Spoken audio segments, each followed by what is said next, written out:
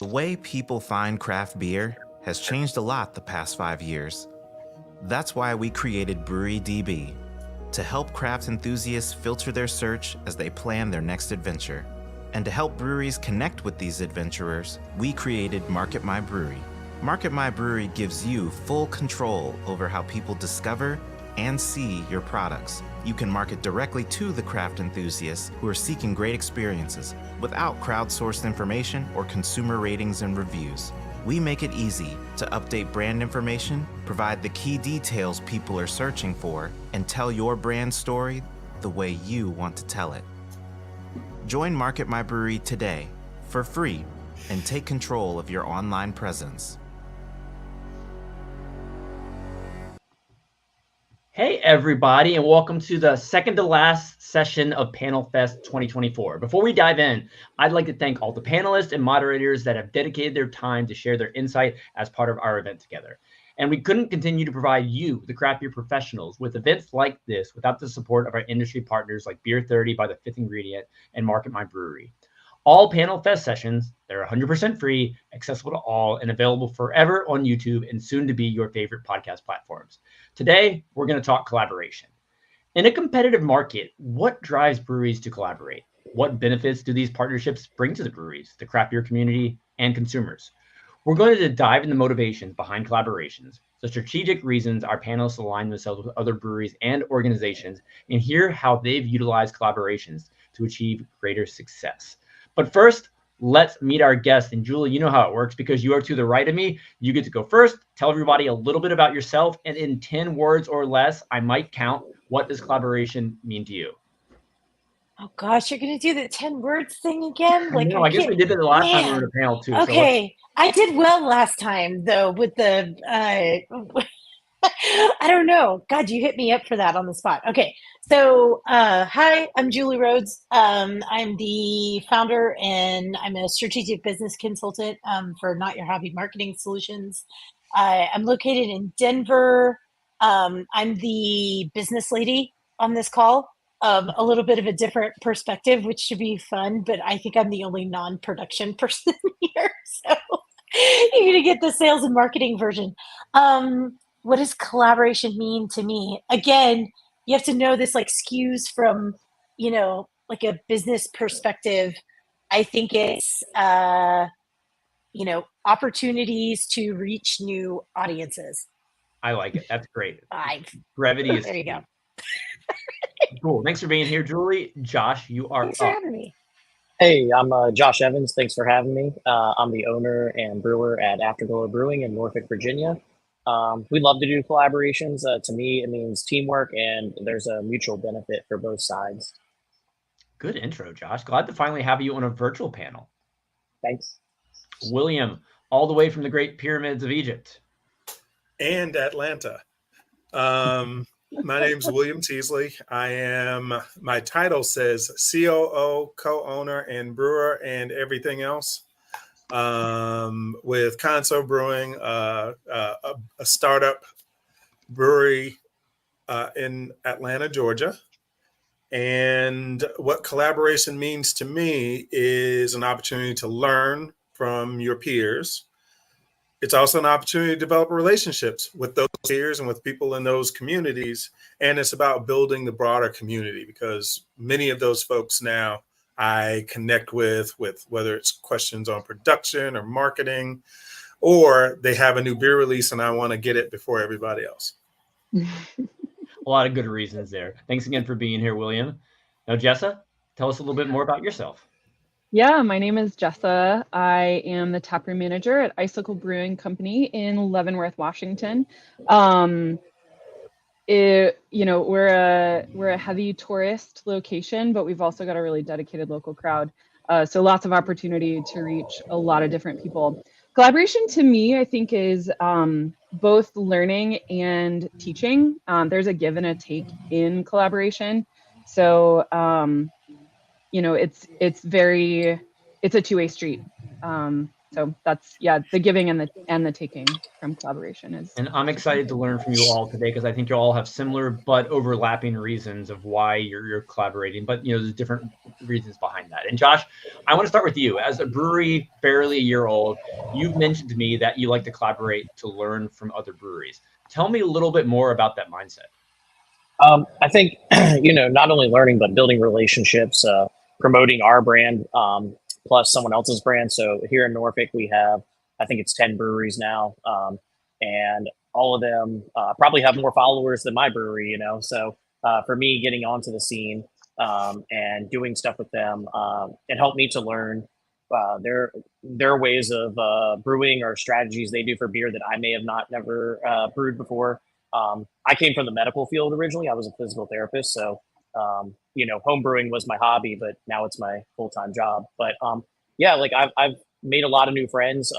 I think also just the things we can do for the community. I think is Will kind of said, a lot of charity work we can do and donating back, giving back to our customers that come in here. We're going to dive into that angle a lot more in just a little bit. No, William, you don't currently have a brick and mortar, but you do have a growing brand. Why do you pursue these collaborations with other brewers? Well, oftentimes they are people I've either met or interacted with especially the ones in Metro Atlanta and in Georgia. We're friends. We meet at festivals and things like that. And we kind of start with, hey, why don't we brew a beer together? So that's how several of them start. There have been a few where I've reached out to people at breweries and other locations, like we do an event called Blacktoberfest in Durham, North Carolina. And I reached out to the folks at Full Steam there because we have a connection around sort of farm to tap. So they like to go and find, pawpaw fruit and integrate it into a beer and things like that. And we wanted to learn, hey, how do you do that? And how do you do that well? So that's how, that's kind of how we started in that space. Was it gives us exposure.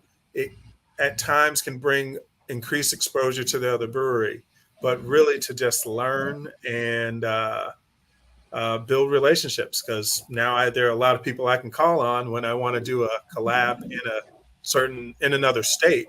I usually go to those people that know me and who I know first and see if there's something we can do. And I do want to thank you for sharing a beer last December in Charleston. You brought me one of your collabs with Resident Culture. This was my favorite styles. It was a Belgian IPA, and it was fantastic. Yes. Thank you. Oh, great style there. Now, Jessa, I'm really interested for this one because Icicle participated in what I'd probably call a bucket list collaboration recently. So Tell us more about that awesome happening and why you pursue collaborations with other brewers. Yeah, so we recently got to collaborate with Hofbrau out of Munich. So the actual legitimate doctor of brewing, they call him the doctor. He has doctorate in brewing and then I think in business or marketing, I'm not sure. But so yeah, our founder kind of pursued that collaboration, just brand exposure. That was a really big collaboration. It was, from my understanding, this could be wrong, but I'm pretty sure that it was the second time that Hofbrau has done an American collaboration. So that was super exciting. We threw a big party, which was great. Involved the community in that. And I think that's a big part of collaboration, that it was a chance to involve the community, a chance for people that didn't necessarily know Icicle beers, for them to approach, like everybody knows Hofbrau. So it's a time that we can approach different people. And I learned a lot from those guys. It was really exciting to just connect with them. Our like theme in the town is we're a Bavarian town. And so that collaboration with Hofbrau made a lot of sense. And so with our Oktoberfest celebration that we do every year, we do a 3-week Oktoberfest celebration. So it was really exciting to get to talk to them about what does Oktoberfest look like from the home of Oktoberfest. So it was really great just to connect and learn a little bit more about, Hofbrau and how we can increase customer experience levels when we're doing big events. So awesome. Yeah, very cool collab. And what style of beer was it, Jessa? it was a Helles lager. So it was kind of Hofbrau original, but with a Pacific Northwest twist. So it's still on tap and it's still freaking delicious. Only I could hop on a flight right now.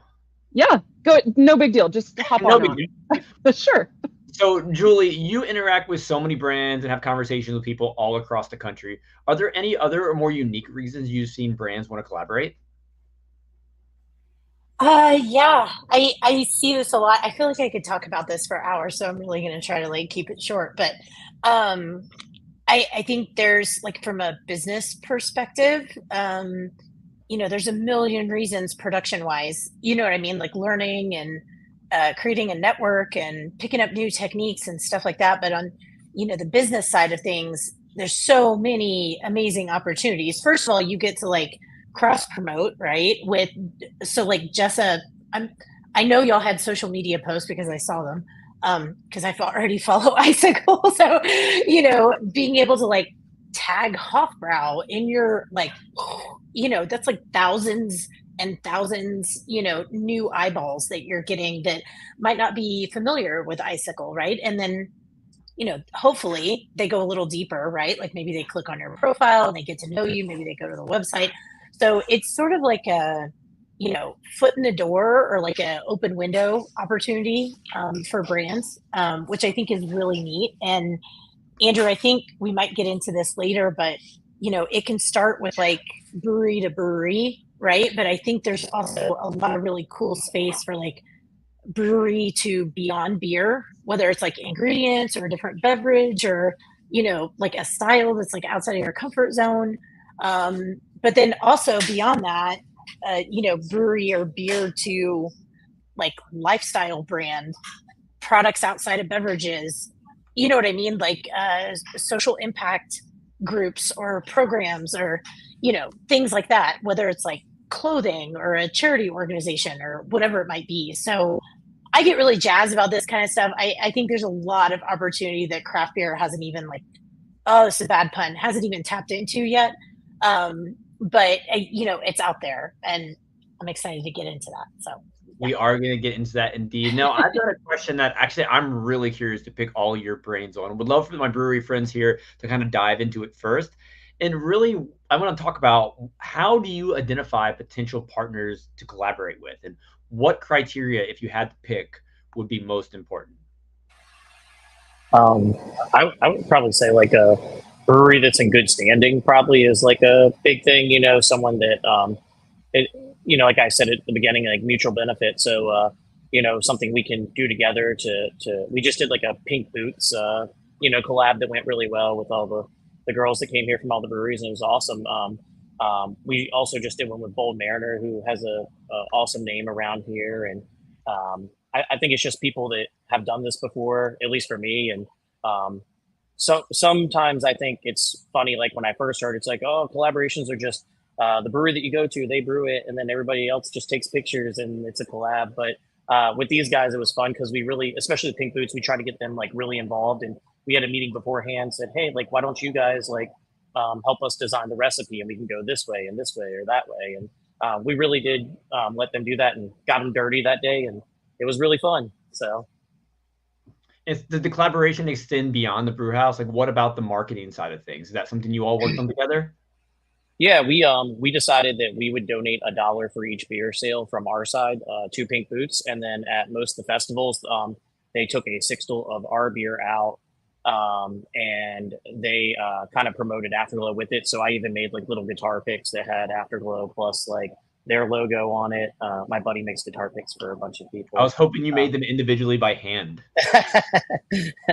I'm not that talented, but yeah, so that was kind of something we did. And we actually had all of our, women here.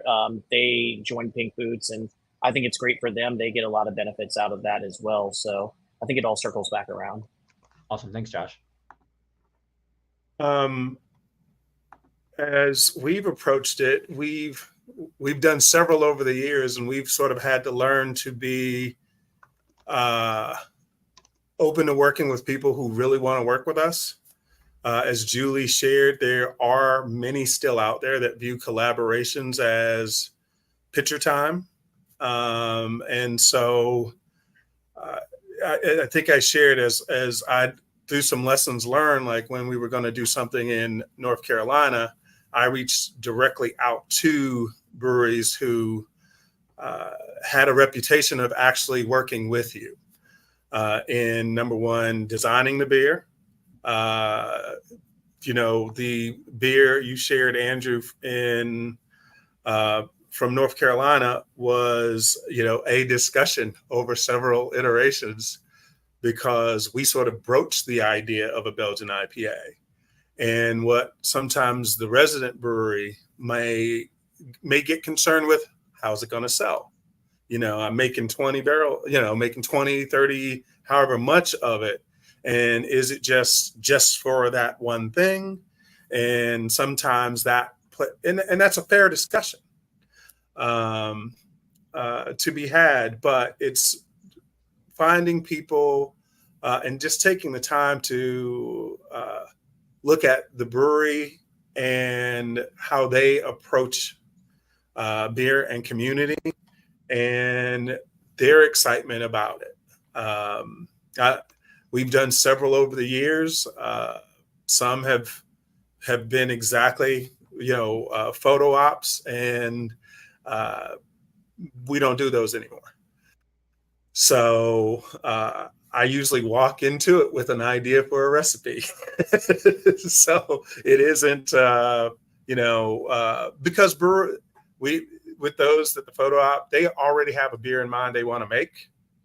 And this seems to be a perfect opportunity for them to make it a good collab. And when you're a brewer to brewer, it's, how are we going to design it, build it, and all that other stuff. And Kevin and myself and Corby, we like to go work. We tell them we're not coming up there to take pictures, give us a job while we're in the brewery.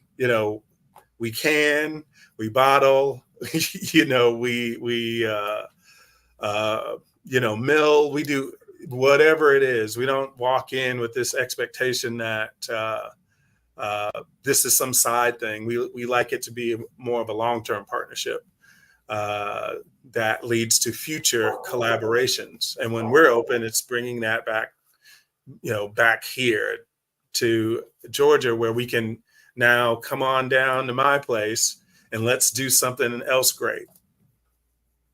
Well, I hope we have you up in Virginia before too long for a collab, perhaps. No pressure, anyone on the call.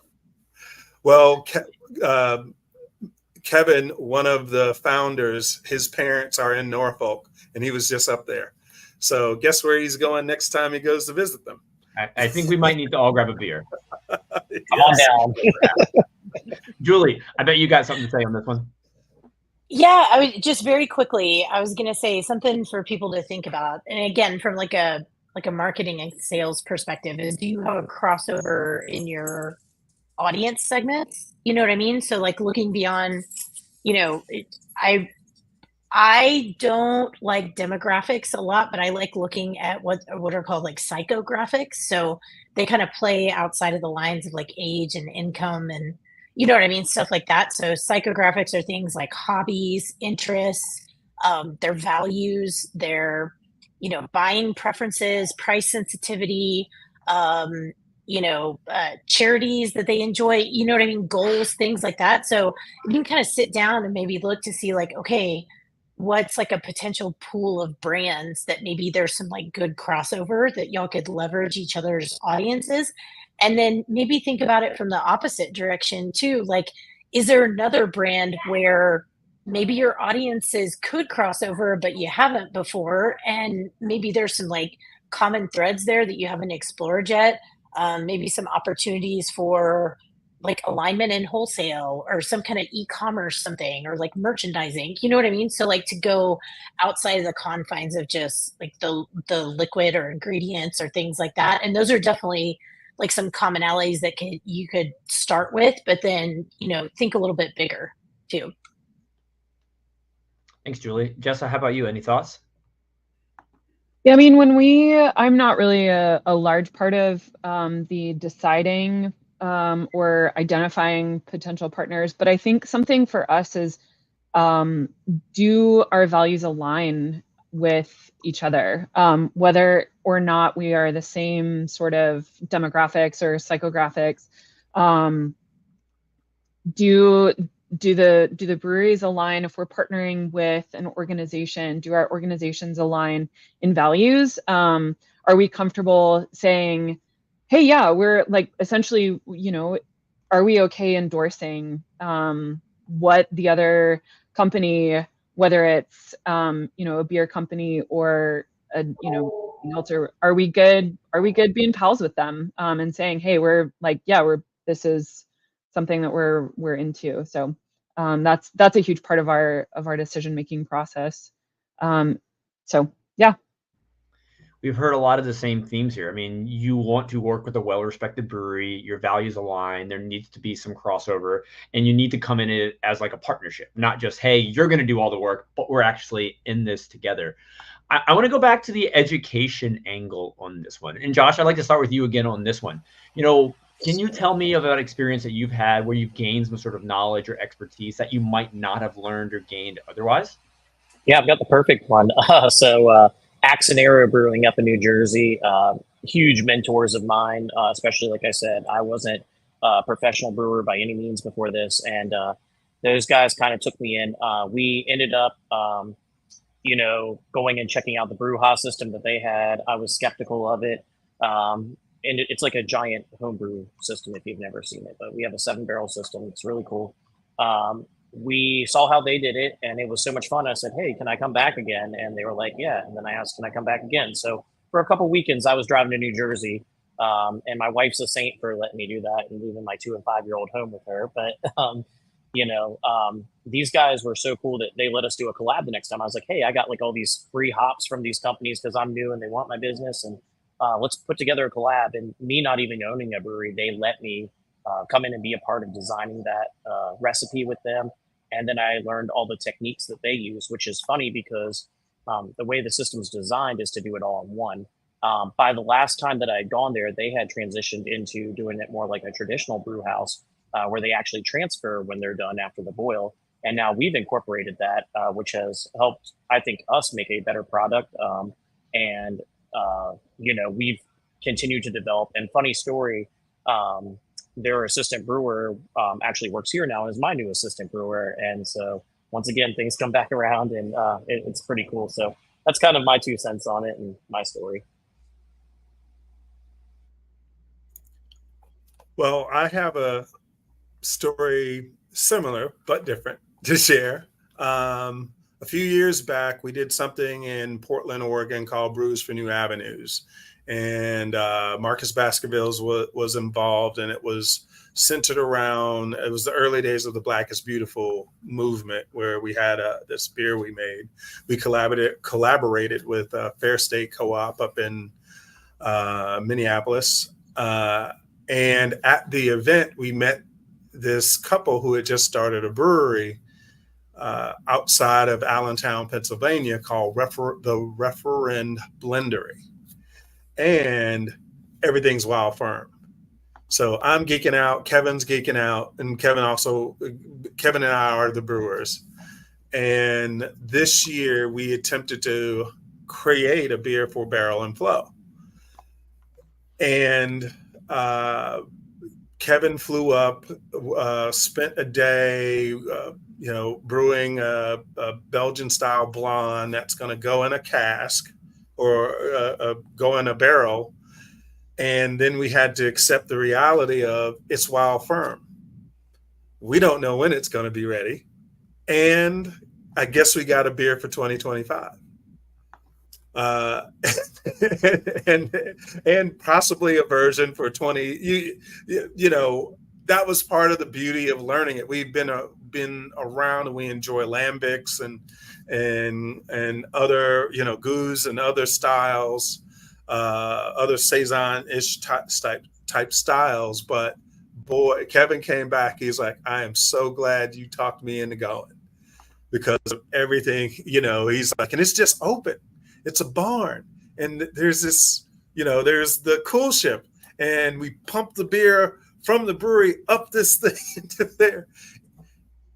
And then, you know, and he, you know, having the opportunity to sort of, you know, he tasted a beer they had done, a 2-year-old, you know, a 2-year-old version of it to a 6-year-old version of it. He's like, you know, one day. And I was like, yes, one day. And now you know how to do that. But it, you know, we, you know, and that's the fun part of it, is like, we have a beer now that, you know, will be ready next year.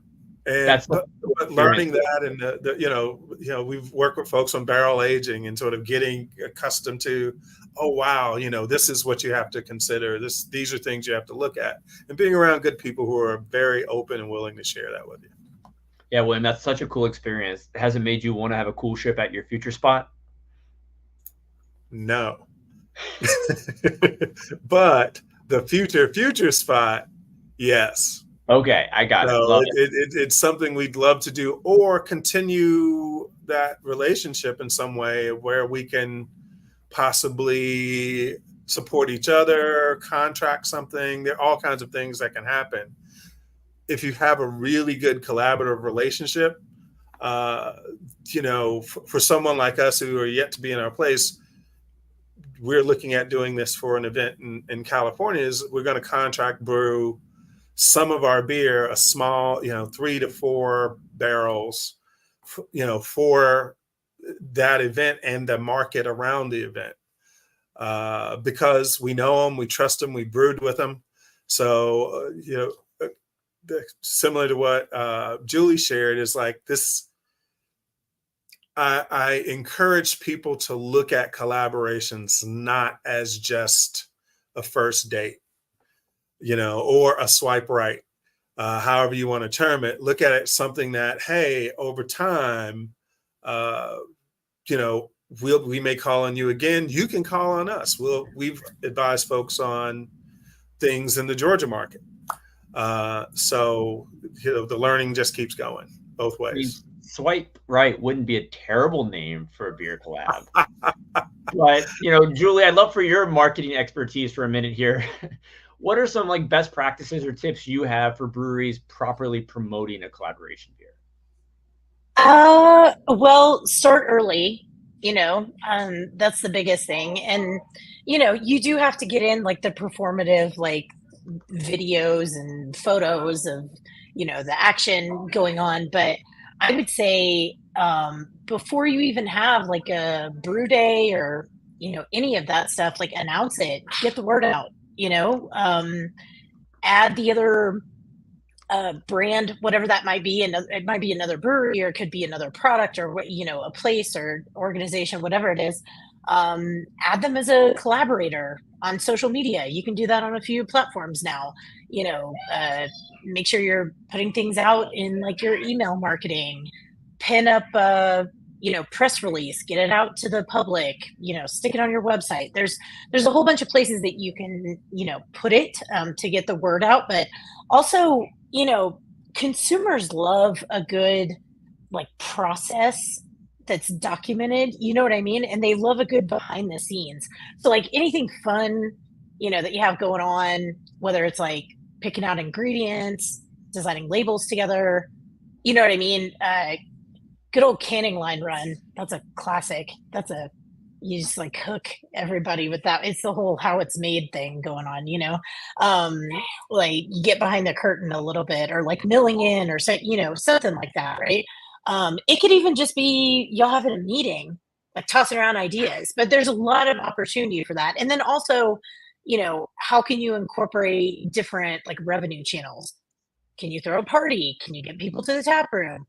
You know, can you get more people, like get more butts in seats, and then can you push it to wholesale? Can you get revenue that way?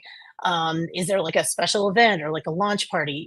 There's like a million different directions that you can go with. I would say, really, I don't know. There's a lot going on now online.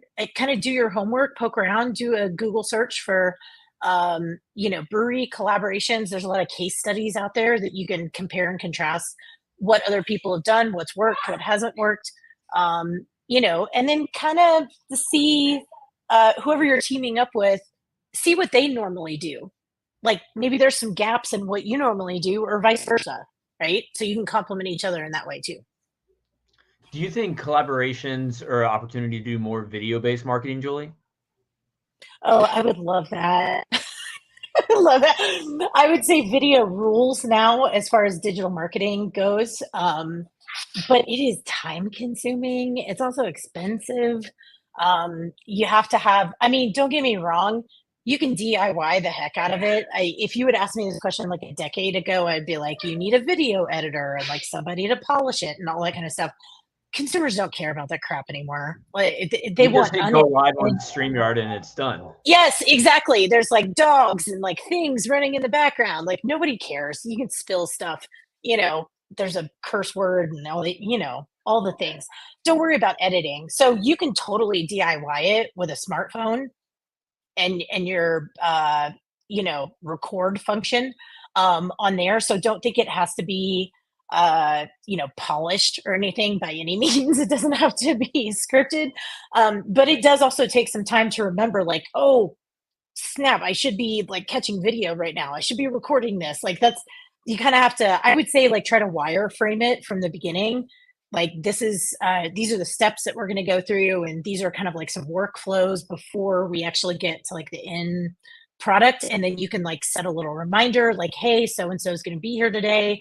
I got to get some video footage, just try to set yourself up for success as best as you can. But video is great. It's awesome. Yeah, I think Julie like hit the nail on the head. Like that's exactly what we kind of do here. I think when we think about collabs, it's not always like brewery and brewery either. So like for instance, we just did one with like the Pride of ODU, which is Old Dominion University's like big fan base, and so we're doing rolling out a beer for them. We actually shot.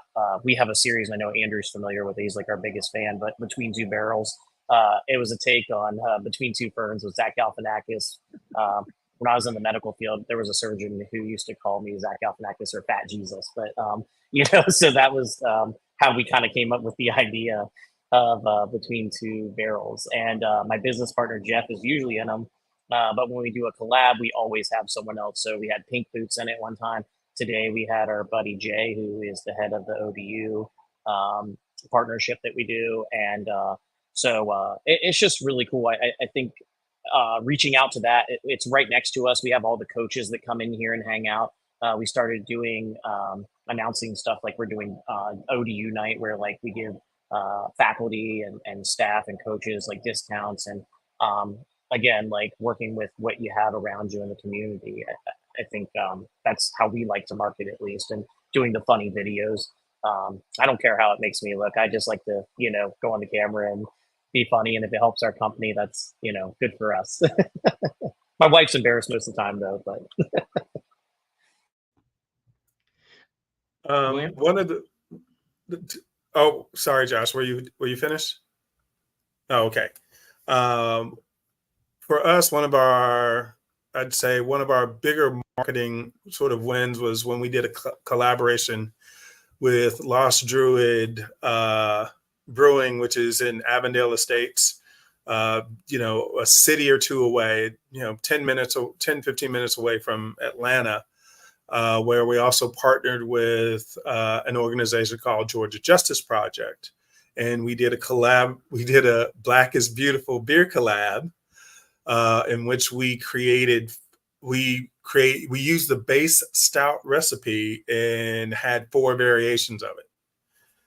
So, and it was a fundraiser for Georgia Justice Project. So it was one of our more fun opportunities to do because it gave back to the community. We cross-promoted. We got some excellent support from the broader community. And it really, we raised several $1,000s that went to Georgia Justice Project. And we also tied into Black is Beautiful.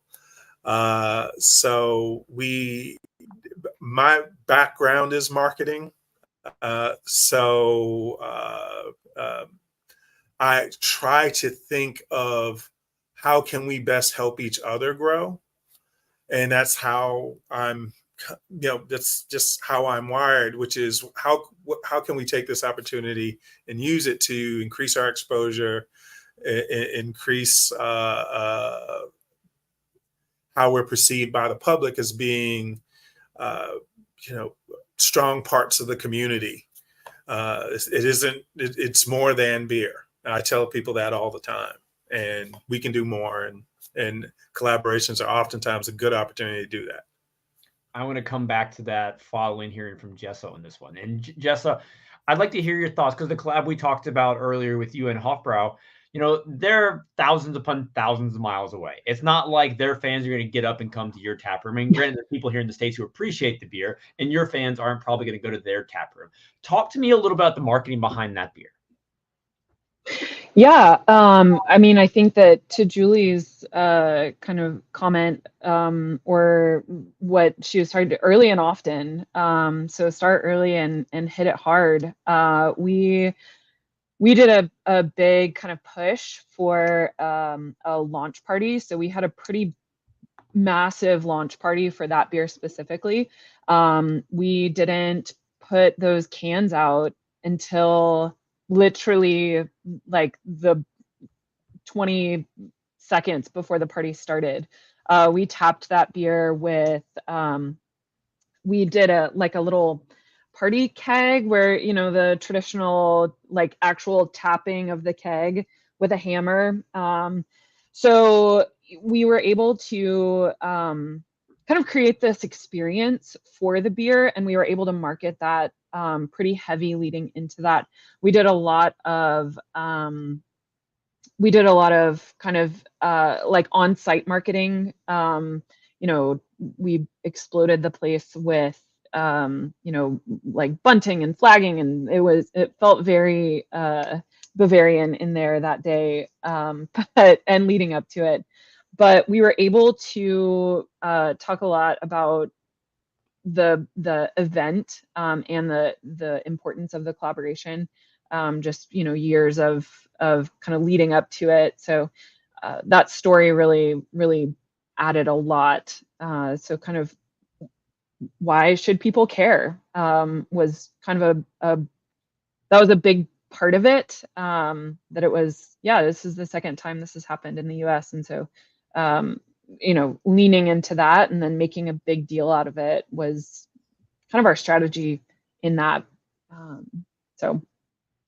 And it was collaborative from the design, like the label, all the way to, we were able to work with a local artist to create that label. So it was an oil painter that created this awesome label.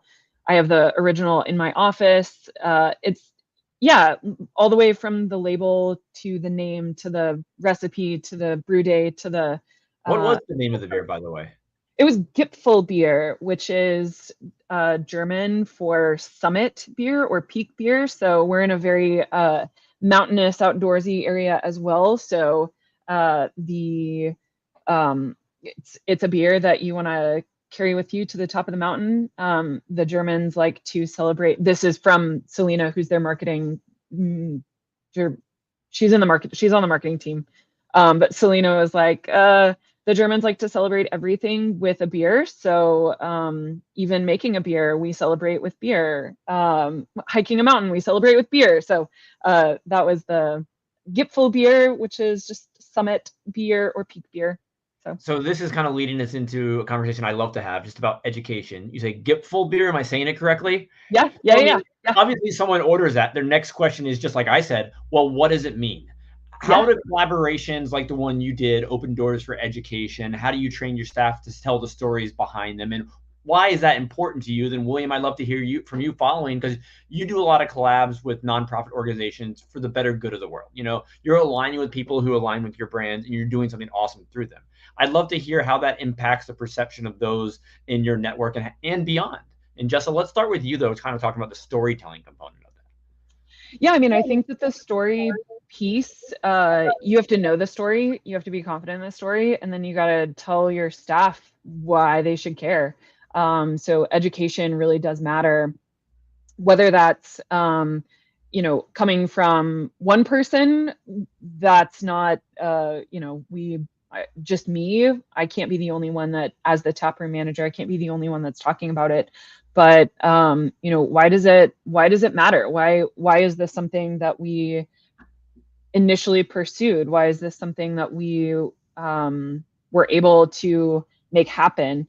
So the educating staff first and foremost, and then for them, when we train, we often talk about it's really easy to make people feel like dummies in the craft beer world, especially when you're working kind of like where we work with a spectrum of people, and I'm certain that that's true everywhere. But we have people, grandma who's coming in to the tap room from the street because her grandson that has his kids wanted a beer, and so then it's just a tag along sort of situation, because we're in a tourist town and we're kind of one of the first stops that people can make. So we have that sort of customer or guest, and then the other is a super nerd that is super excited about beer.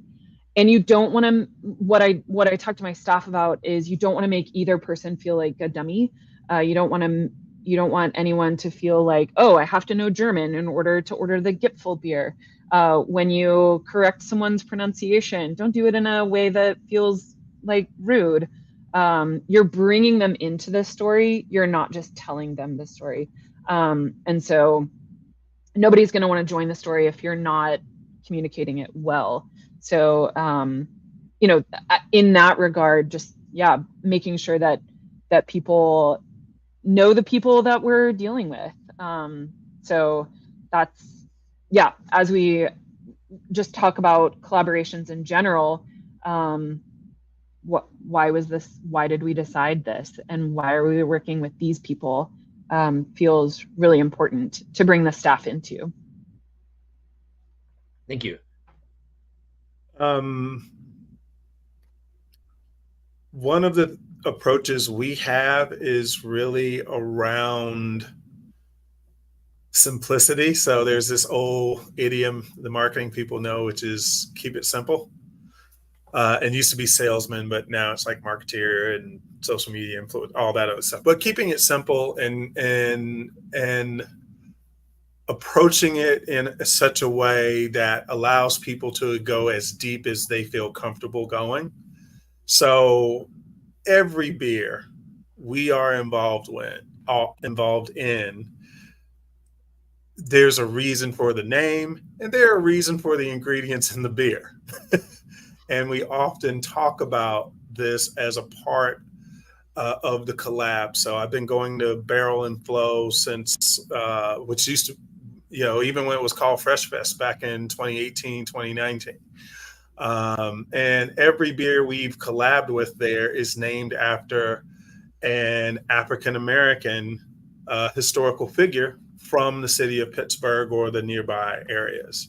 One was a boxer, the other's a guy who was mayor for 3 days, and African-American cartoonist. And this year we have a woman suffragist. The beer's name's Daisy. So there are going to be people who like Daisy, and then there are going to be people who go like, well, who's Daisy? And so it gives them the opportunity to sort of dive a little deeper into the story of what the beer is named for, as well as kind of like Gitful. They have that ability to go as deep and as comfortable as they are, and then we sort of approach the ingredients the same way. That's why when I talked earlier about the collabs is, does this beer kind of fit, if we're going to craft a story around it, how does the beer fit it? And, how does that add to the story, which brings it more forward for everybody. And we collaborated with a local artist, a young lady in Pittsburgh who did this latest label. She's done those for us before. It's got red, white, and blue colors on it. It's got daisies. It has a big vote button because she was pivotal in the suffragist movement in the early 1900s. And she has a go vote hat on. Doesn't say who to vote for. It just says go vote. But it brings that sort of whole story together. And it's a smoked Marzen. It's a little bit light for a Marzen, but and it just is a fun way to use collabs as an opportunity to explore locally, learn a little bit, enjoy something really good. And as I said, you can go a mile deep. We talk about it often, with our names, you can go deep. But if you just want to stay at the surface, we're fine with that. William, I have so many follow-up questions for you, but I'm going to keep them brief. The first one for you is, when you start telling these stories to your fans, people who try your beer at Beer Fest, do you feel that they become closer to your brand and ultimately, want and seek you out in the future? So that's the one follow-up. The second one is, talk to me a little bit about the ingredients you select and how that's part of the collaboration, because you've mentioned both those concepts, which I love. The answer to number one is yes, because they just have an opportunity, and it says a lot about you. We received a great compliment from someone recently about how we were very intentful in naming beers from our Pittsburgh collaboration at a festival in Pittsburgh after famous people in Pittsburgh, famous African Americans in Pittsburgh, and it's a quote unquote a Black beer festival. Sometimes it's luck bumps you into things, but it allows. There are people in Pittsburgh who will come to look to see what new beer we have and who it's named for, because when we're in Pittsburgh, we feel it's a way to honor the people in the communities where we're going in versus just that's our approach. So I can't say there's a wrong or a right one in it, but that's how we approach it. We did the same in Durham. We're going to do the same in Sacramento. The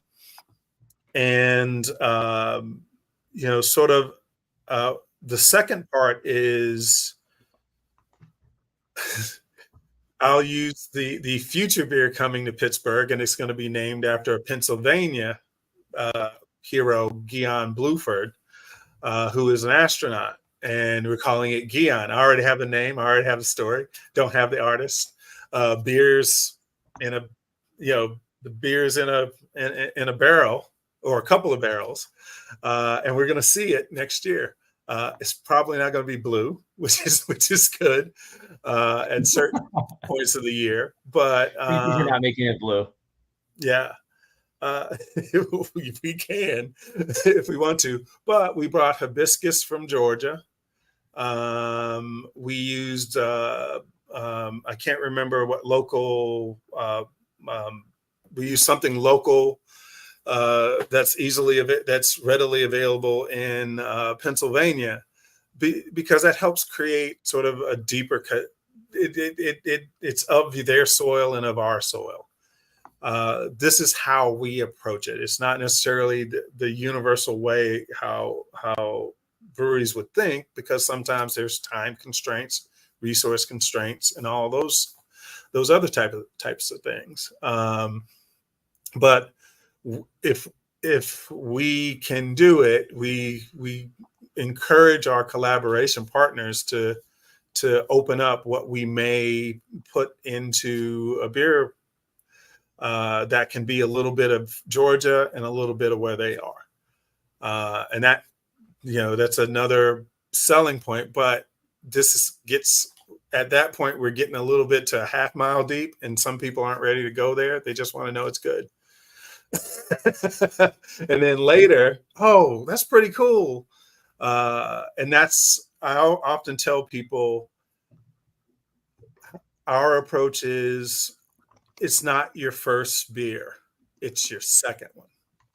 I want the them to come back and that beer be memorable enough to come back again and get another one. And from a marketing standpoint, it's not the first sale, because we can all get people to try a beer.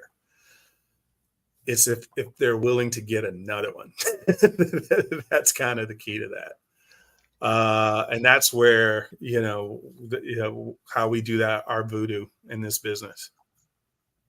Now, Josh, thanks for William for all that's fantastic insight you just shared. Now, Josh, I want to kind of mix it up a little bit with you, kind of going to something we talked a little bit more about, Jessa, about the education portion behind your guest. You mentioned that you did a collaboration with Bold Mariner. How do you get your taproom staff to care and know this beer special, why it's important to us, so they go across the bar and share that story? Like, how are you teaching your team the value of collaboration?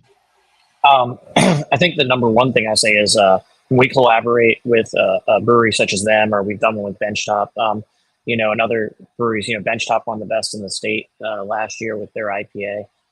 It gives us credibility to be able to collab with people like that. I think that they're willing to put our name on something with them, which is awesome. So I think with our staff, what we do is we try to sit down with, we usually do like quarterly meetings, but as they come in each day, they'll do like a little sample before their shift and just like try things, and we'll talk about it. We have like an Excel sheet that we also put out and let them know, like, this is, what I taste, like the aroma, or like, this is the yeast we use, the hops, for your beer nerds, as we discussed, they want to come in and ask all the questions.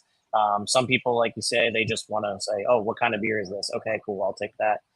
If they want to go in depth, then, we have this little sheet of paper that they can find in the binder that tells more about the beer. And our staff is really good about that. But we were very fortunate to have a bunch of actual tasting room people here that have come from other breweries, and some of them that have unfortunately closed down. But we've gained a lot of good staff from that, and they're very knowledgeable and have learned from them and bring their great ideas to us. So we do kind of like, want them to know the basics, but also like there may be something that they taste or someone tells them that we can also add to that as well. But that's how we kind of train them. No, thank you, Josh. And 52 minutes into this, I realize we have a lot more we want to talk about. So for everybody listening, we are going to extend this into a part 2 coming at a date to be determined to YouTube and Spotify, so you can increase the conversation on collaboration. But Julie, I'd like to end with one final thought and question that everybody's going to share some insight on. We've talked about collaboration with breweries, and we've hinted at collaboration with non-brewery partners. I'd love to hear your thoughts on why that's important when you collaborate with local businesses, nonprofits, ingredient suppliers, artists. Someone even mentioned clothing companies. How do they differ from those with breweries, and why are they also important? So this is my take on this, and I'll use an example, and I like to use this as a good example, like for the craft beer space. If you look at somebody like Crowns and Hops,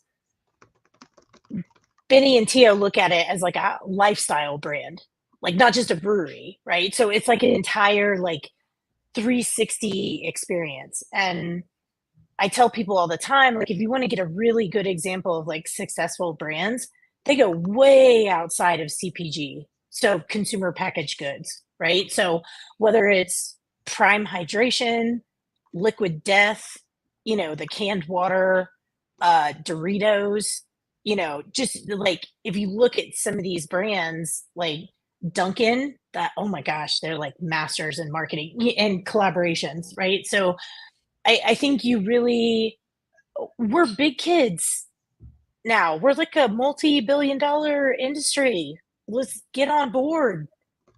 like start doing stuff that like, the big brands do. We can do that. Some of us can. And, it might be like a smaller version of it, right? But, we can do these things. You just have to kind of figure out like the opportunity and does it make sense and would it make sense to your audience? Is there a good crossover? Does it feel authentic? You don't want to force it, right?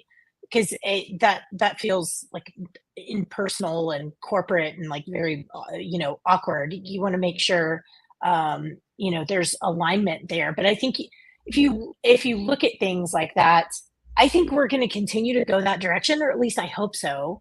The things that I'm seeing now, like I had a brewery that I work with.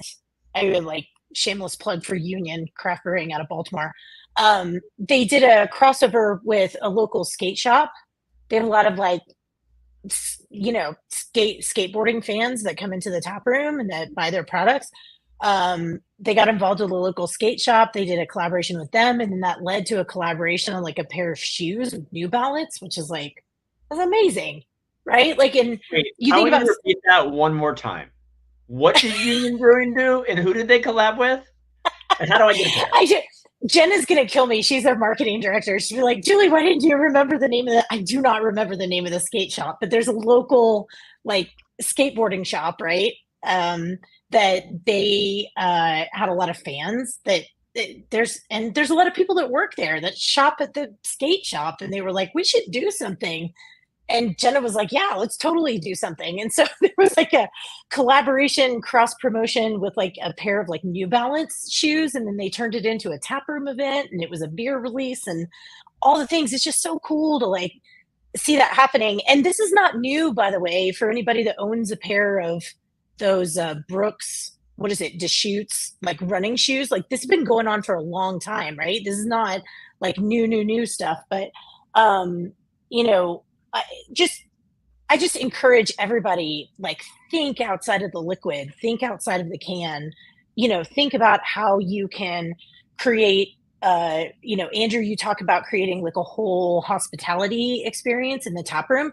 How can you create like an entire, like preference experience for that person? Is it, a musical artist? Is it a clothing label? Is it a makeup brand? Is it a food product?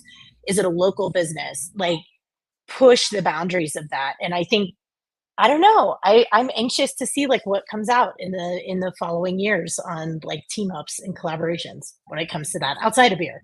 Yeah, quick, synopsis of that. It's about more than just collabing with beer. I loved all the examples that you just gave in Union Brewing. That shout out to them. That's awesome.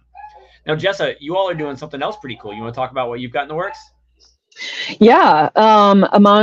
We do a lot of collaborations throughout the year, but another collaboration that we're working on right now is a salmon safe beer, which is pretty important in our area. We've got a lot of salmon. They swim right up our rivers, and they're pretty important to the ecosystem. So we're working with a local organization called Cascade Fisheries.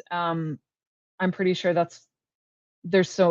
99% sure that's what they're called. But we work with them, and we try to do this maybe once a year, every other year. And we work with them to do some customer education, as well as just making sure the ingredients that we're using are salmon safe. And so there's a like governing organization that kind of makes, like, certifies farmers and properties to be salmon safe. So yeah, they come when we release the beer, they come by and they have a table, and it's really exciting just to see that all kind of come together as businesses together, that we're putting our money where our mouth is, that we care about the environment and we want to be sustainable. And this is one way that we kind of invest in that as well. But you're muted. That's fantastic, Jessa. You know, I have to mute myself this time of day because the Amazon truck comes by, the kids bang on the door. It's all the fun things like that. But, you know, this conversation has been so fantastic. As mentioned, we're going to do a part 2. So this is not the end, but I do have one final question because I want to give you the opportunity to drop a little bit more insight before we clock out for part 1. So the question is, and Jessa, we're going to start with you. I know you just spoke, but Julie had to go first. So I'm going to give her a little time to think of her answer on this one.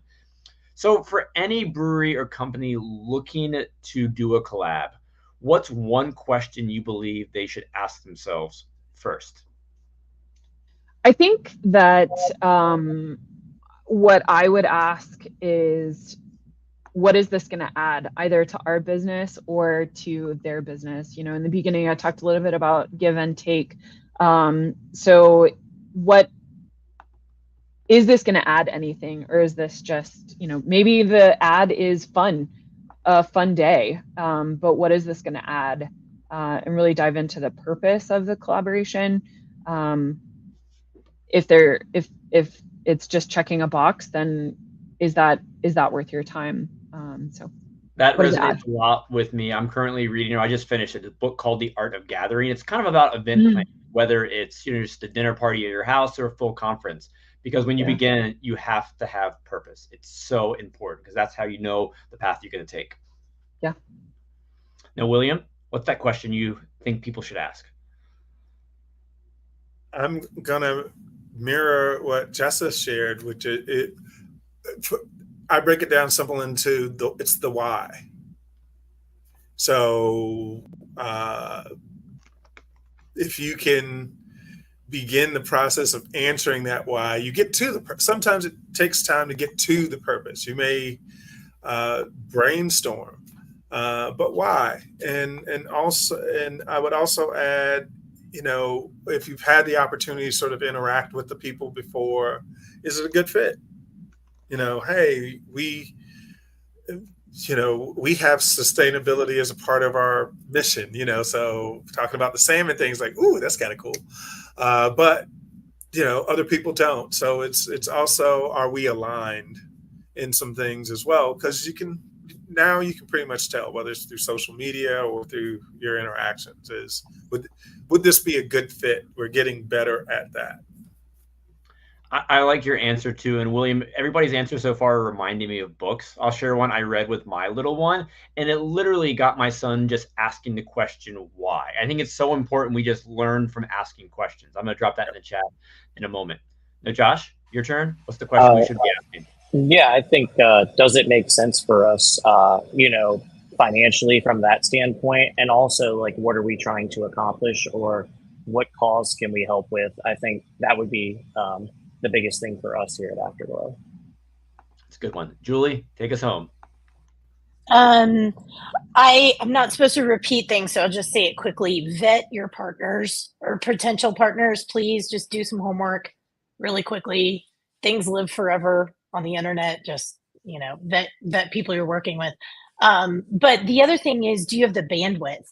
You know, we talked about like best practices and like processes and things to look at and stuff like that. I would say, please don't tackle a collaboration unless you feel like you have enough bandwidth to do it or enough people to handle like the different pieces of it. Because nobody wants to do a half-assed project, you know, like take full advantage of the opportunity and make sure that it leverages, you know, both brands, that it's mutually beneficial. And Julie, because people, you know, have trouble finding you on the internet, how can they get a hold of you? Thank you for the sarcasm. I love it. I hope people have trouble finding me on the internet. You can find me at notyourhobbymarketing.com. I'm on all the social things at notyourhobbymarketing. You can always just email me. It's me, my husband, like small business. That's it. Julie at notyourhobbymarketing.com. Or you can find me in CBP. Just follow Andrew. I'm usually He's there quite a bit. I enjoy it. So I'm around there as well. Thanks again for being here, Julie. And Josh, you know, for someone looking to watch Between Two Barrels or just see what you're doing at Afterglow, how can they follow you? We got Instagram, Facebook. I saw Ross from Tapwise left us a nice little comment there. Him and Natalie from Tapwise love watching it. And yeah, just follow us on Instagram, Facebook, and usually once a week, sometimes, every 2 weeks, we put a new episode out. So I've already kind of given you and William the job to collab somehow so I can drink William's beer a little closer to home. But Josh, I think you and Ross need to collab through a virtual Between Two Barrels. I said it out loud. It has to happen now. We'll make it happen. Right, Ross? William, for anyone looking to see all your progress, how can they do it? At Khonso Brewing on all the socials. I am in the process of updating our website. We are a brewery in planning. We don't have a physical location yet. I'm visiting some properties this week. Doesn't mean anything. It means I'm just looking at some properties. But that's usually where I eventually catch up with all my posts, because I've been on panels with some of these guys here, and it's taken me a week or two after the event to share the content. But yeah, that's where you can find me. IG, Facebook, soon to be TikTok. So can't wait to follow. Now, Jessa, how can I try that delicious hellish you brew with Hofbrau? And how can we follow all the cool things you're doing at Icicle? Right. So come see us at Icicle Brewing in Leavenworth. It's a pretty sweet spot. Find us online at Icicle Brewing, at Icicle Brewing. So all the major platforms. But yeah, we're doing some cool stuff. So follow us. Awesome. And come to the tap room and enjoy a beer.